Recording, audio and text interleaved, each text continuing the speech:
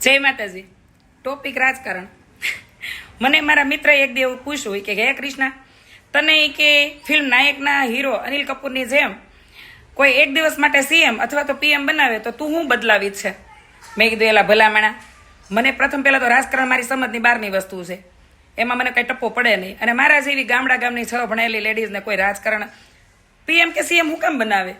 મને કે ખાલી જસ્ટ ઇમેજિન કરી કે તને કોઈ બનાવે તો તું આપણા દેશનો કયો બદલાવી છે કે એ તો સામાન્ય નાગરિકે વિચારી શકે નહીં, કે તો તું જવાબ દે કે મને. જો મને એવો કોઈ ચાન્સ મળે ને, પહેલાં તો હું એક વાત કરી દઉં કે દેશની નિર્બળતા દુર્બળતા એ જ છે કે અહીંયા ઝાઝા નેતાઓ અભણ્યા છે.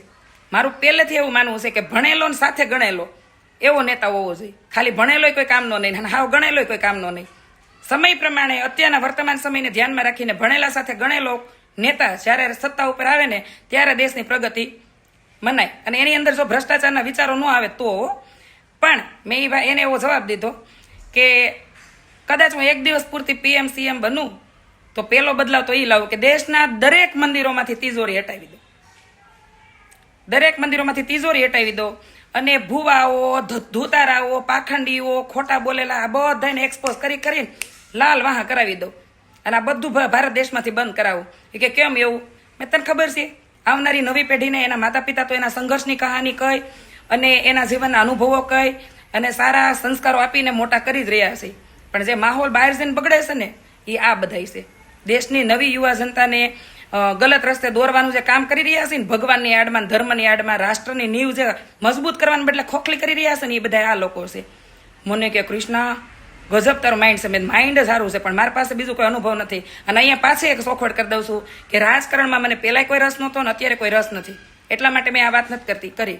પણ મારું એવું પહેલેથી અંગત માનવું છે કે દરેક વ્યક્તિ, દરેક નાગરિક એક નેતા જ છે. જો એના વિચારો ગમે એ લેવલે હોય, એ માણસ ગરીબ હોય, સામાન્ય ઘરનો હોય, મધ્યમ વર્ગનો હોય કે કોઈ ઊંચા લેવલનો હોય, પણ એના દરેકના વિચારો ક્રાંતિકારી હશે ને તો કોઈ નેતાની જરૂર ન પડે દેશને. એના વિચારો જેવા ક્રાંતિકારી હોવા જોઈએ કે આ માર કરે ને આ ન કરે, આ ગલત છે ને આ સહી છે, આ ભાન જોઈએ એને ઘરમાંથી તો દીધી જોઈએ એના માતા પિતાએ, ન દીધી હોય તો એને એક ઉંમરે તો આવી જ ગઈ હોય. પણ જો પોતાના વિચારો સાથે જીવતો થઈ જાય ને તો કોઈની જરૂર જ નથી.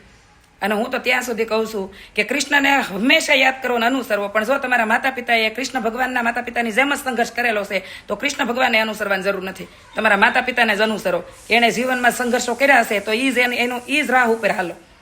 આજ તમને બધું સહી શીખવાડે. બાકી કોઈ ભુવન ધૂતારો આવીને એમ કે બટા તારી રાશિ પ્રમાણે તારે આમ થવાનું છે ને તેમ થવાનું છે ને, એલા ભાઈ એમાંથી બહાર નીકળો. અને પેલા તાર ધૂતારાઓને કહી હવે નમ્ર વિનંતી છે કે દેશની નવી યુવા પેઢીને તમે આ માર્ગે ન ધકેલો.